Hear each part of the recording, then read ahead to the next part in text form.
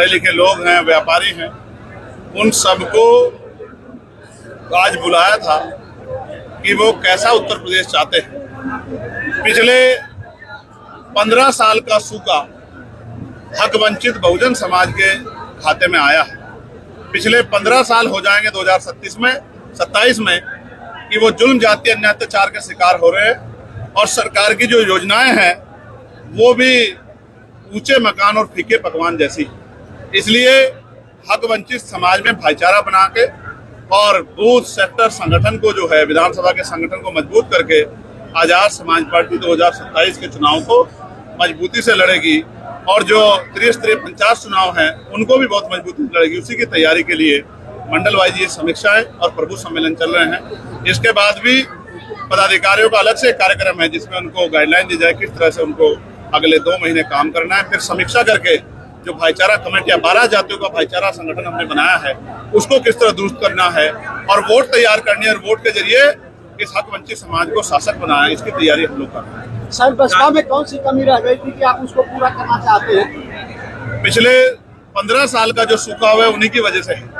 अगर वो सूखा ना होता तो शायद हम लोग को जरूरत ना पड़ती। आप ये समझिए, हमारे लोगों ने जितना भी प्रयास कर सकते थे किया, लेकिन वो सूखा खत्म नहीं हो रहा है। वो सूखा उत्तर प्रदेश में तो इस बार लोकसभा में भी दिख गया कि जनता किस तरफ है। जनता आजाद समाज पार्टी के रूप में इस वृक्ष को, इस पेड़ को वृक्ष बनाना चाहती है और इसकी छांव में अपने अधिकारों की रक्षा करना चाहती है। वो ये जानते हैं, लोग भी ये समझ रहे हैं कि 4.5 साल जब उन पर अन्याय होता है, जुल्म जाती होती है, सरकार की गलत नीतियों के खिलाफ अगर कोई लड़ता है तो आजाद समाज पार्टी लड़ती है।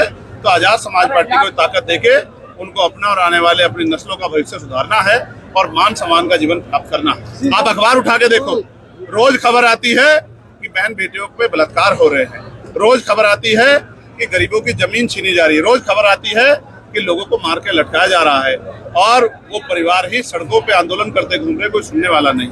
ये तब हो रहा है, उस सरकार के संरक्षण में हो रहा है जो सरकार ये वादा करती है कि हमारी कानून व्यवस्था बहुत अच्छी है। कानून व्यवस्था बहुत बुरी है और जनता इस जंगल राज से मुक्ति चाहती है, वो मुक्ति का विकल्प चाहती है और आजाद समाज पार्टी का ऐसा दल है जो सभी को साथ लेके चल रहा है। इसलिए मेरा विश्वास है कार्यकर्ताओं की मेहनत संघर्ष से आजाद समाज पार्टी ताकतवर होकर उत्तर प्रदेश की सत्ता में आएगी और 403 विधानसभाओं पे हमारा ये जो संघर्ष है वो तेजी से आगे बढ़ेगा। अगले 1.5 साल में हम अपने बूथ सेक्टर विधानसभा कमेटी को मजबूत करके विधानसभा की तैयारी को मजबूती से आगे बढ़ाएंगे। गठबंधन का कोई संबंध है कि नहीं? जनता से गठबंधन बहुत मजबूत है। जनता को वोट देनी है। पार्टियों का गठबंधन तो टूटता रहता है, पार्टियों के चक्कर में नहीं पड़ना है, जनता के हितों की रक्षा करनी है। क्या बसपा कभी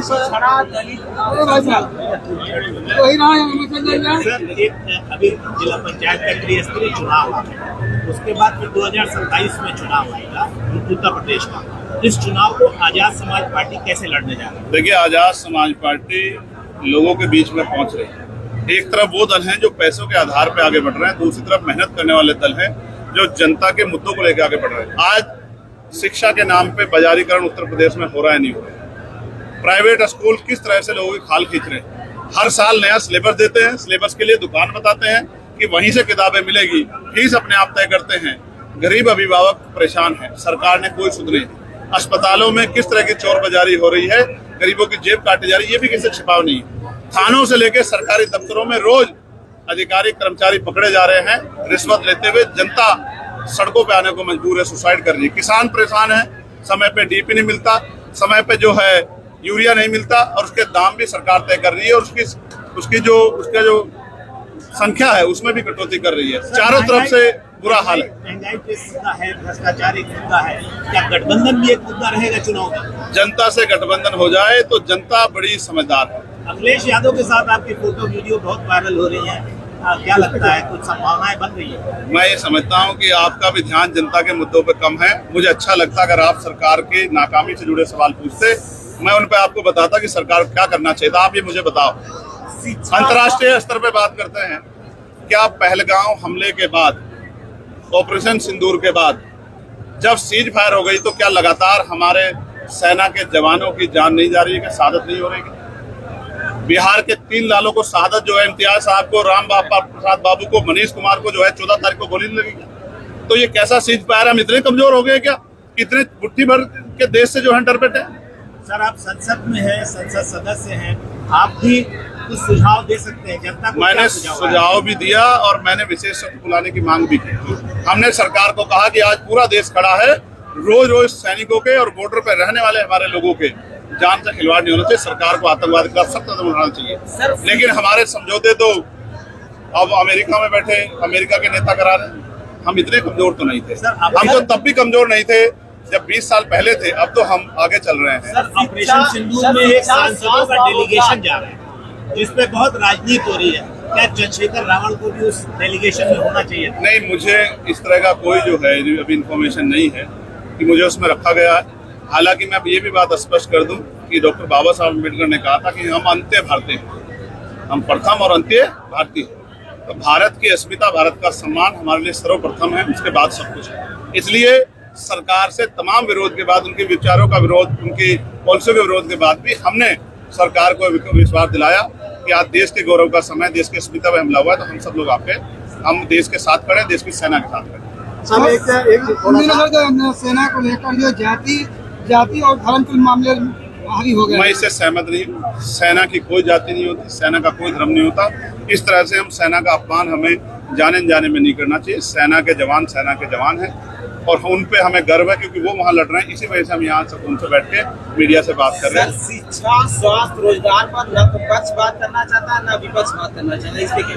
हम तो लगातार पार्लियामेंट में बात कर रहे हैं। हमने एजुकेशन पॉलिसी बताई कैसे होनी चाहिए और हमने हेल्थ पॉलिसी बताई जिससे गरीबों की जेब नहीं कटेगी और सबको अच्छा इलाज और अच्छी एजुकेशन व्यवस्था होगी। हमने तो पार्लियामेंट में बात रखी सर, लेकिन सरकार उस पॉलिसी को लागू नहीं करेगी जिससे जनता को फायदा हो। सरकार उस पॉलिसी को लागू करेगी जिससे पूंजीपतियों को फायदा हो। उसने शशि थरूर के नाम पे जो सबसे आगे आ गया है, उसको लेकर कांग्रेस लगातार विरोध कर रही है।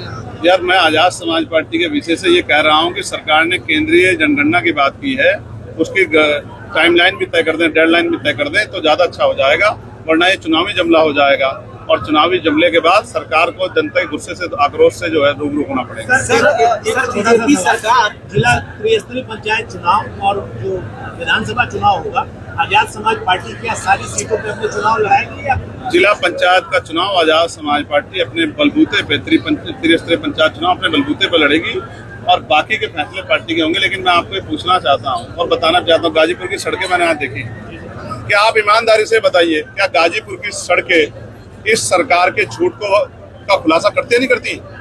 क्या हाल है गाजीपुर का? गंदगी का की क्या हाल है? पानी की व्यवस्था क्या हाल है? आप बताइए, क्या गाजीपुर की सड़कों के लिए मुख्यमंत्री जवाबदेह हैं या नहीं है? केंद्र की सरकार जो नेशनल हाईवे बनाती है उससे तो हम लोग सवाल वहाँ पार्लियामेंट में करते हैं, लेकिन राज्य सरकार जो है जो बड़े बड़े वादे करती पीठ ठोकती है, तो मुख्यमंत्री जवाब देगी गाजीपुर विकास से छूता क्यों है? गाजीपुर के हर 100 मीटर पे गड्ढे क्यों है? क्या गाजीपुर जिले के लोगों के आत्मसम्मान के साथ खिलवाड़ करने का अधिकार सरकार को मिला है? चंद्रशेखर जी, एक अंतिम सवाल। अभी आपका मैं सुन रहा था स्पीच, उसमें आपने कहा कि संविदा कर्मियों को आप परमानेंट नौकरी करने जाएंगे अगर आपकी सरकार आई। Yes. इस दावे में कितनी सच्चाई? इसमें पूरी सच्चाई है। जिस तरह पार्लियामेंट में मैं निजी क्षेत्रों में आरक्षण का बिल लेके आया था, वो बिल नहीं था, वो ये भी सच्चाई थी कि होना चाहिए। उसी तरह से जितने संविदा कर्मी भाई हैं जो अलग अलग डिपार्टमेंट में आज डर रहे हैं कि कल उनकी नौकरी पे खतरा पैदा हो सकता है, मैं उन सबको विश्वास दिलाता हूँ कि वो घबराए नहीं, वो सेवा कर रहे हैं, उनकी सेवा को पक्की सेवा करने का हम लोग करेंगे। वीडियो वायरल हो रहा है। अब ये बीजेपी नेताओं से आप पूछना। सर, संविधान के अनुसार बाबा साहब कह रहे थे कि शिक्षित बनो, शिक्षित बनो, संगठित हो, संघर्ष करो। तो संगठित कहाँ दो पार्टियां कहीं न कहीं लग रही है, बसपा और एक आपकी पार्टी। आप ही को लग रही है, पता नहीं क्यों, पता नहीं आप ही को क्यों लग रही है। एक आदमी घर से निकल रहा है, एक आदमी सड़कों पे खाक छान रहा है, एक आदमी के पैसे से बुलाए से लोग नहीं आ रहे, एक आदमी के यहाँ बैठने की जगह नहीं है। बीजेपी सर, अगर सच्चाई होती तो मुख्यमंत्री सुरक्षा लेके नहीं घूम रहे होते।